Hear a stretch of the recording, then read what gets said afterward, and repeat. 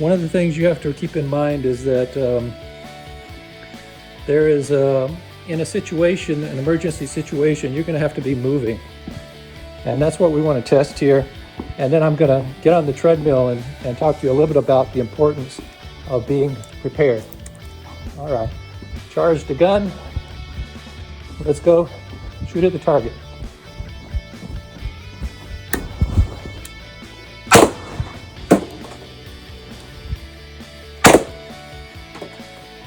All right, run. Shoot. Run. Shoot.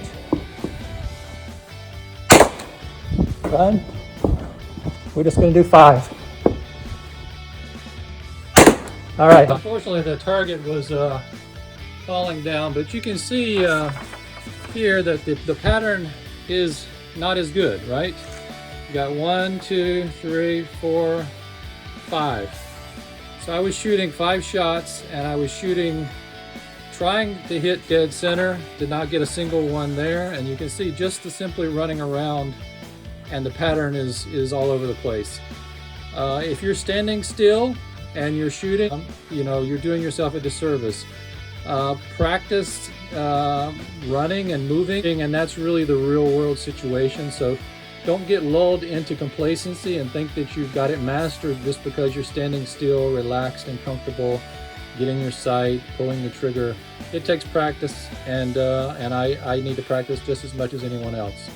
But it also takes being fit. So let's talk about that a little bit, and let's get our 5 jewels, which are right here. Today we're going to go for a run, and I'm going to talk to you a little bit about fitness and how it can help you in terms of your self-defense, and how you can be prepared, and your body and your mind is better able to be prepared for a stressful situation, and you'll handle it much better.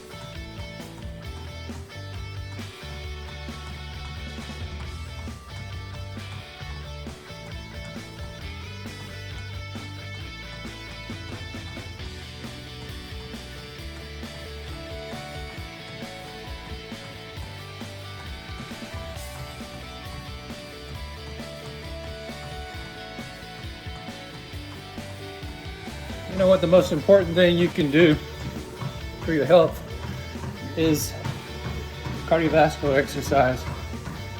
I do it not as often as I should, but getting on the treadmill is medicine.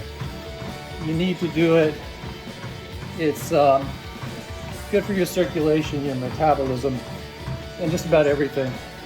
So make this a regular part of your activity each week. Get on the treadmill, go for a walk, get outside. I try not to talk too much about nutrition and diet and exercise on my channel at this point, and it helps keep you young. I'm in my middle 50s, and I'm doing just fine. But it's not without a lot of effort. As you get older, it gets harder and harder to stay in shape. You have to work harder at it. And if you want to protect yourself in self-defense, and you want to use your lessthanlethals, you need to be able to have a certain level of physical fitness if you expect to make it through any type of encounter and deal with it in an effective way. If you want to protect yourself from the scaredy cat point of view, from disease, you put in the work.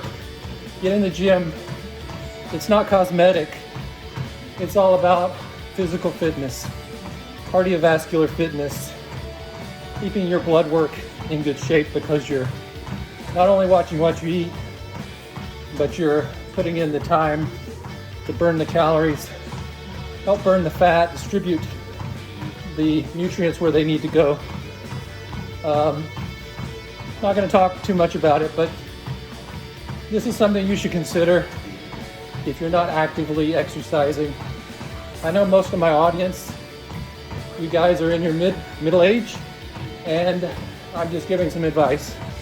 Take my advice, start slowly, and build up to it.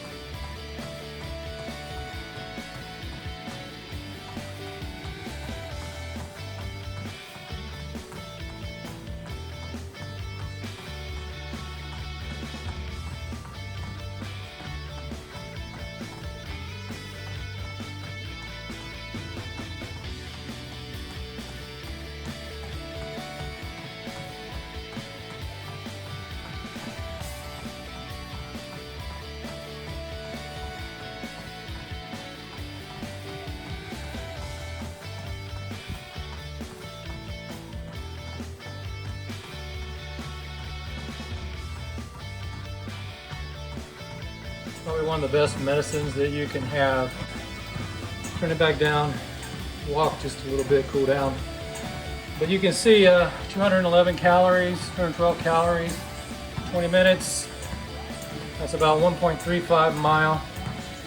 I think that's pretty much, for a real runner, this is nothing.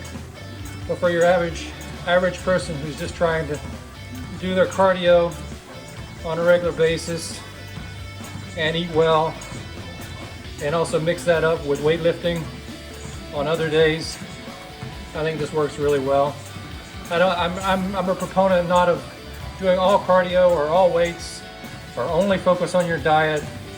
You really have to look at everything holistically, and it all fits together synergistically. Added 6 ounces of chicken here, roughly 6 ounces. And enter it into my app, and then I can keep track of how many calories I have for the day. I can have a healthy meal. I can then look at where I stand after the meal, and it's very simple.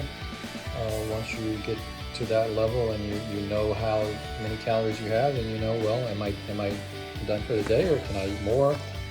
It provides a sense of control that I think is empowering. It gives you a ability to know where you stand. It gives you the ability to know that you're doing all the things that you can do in terms of putting nutrition into your body.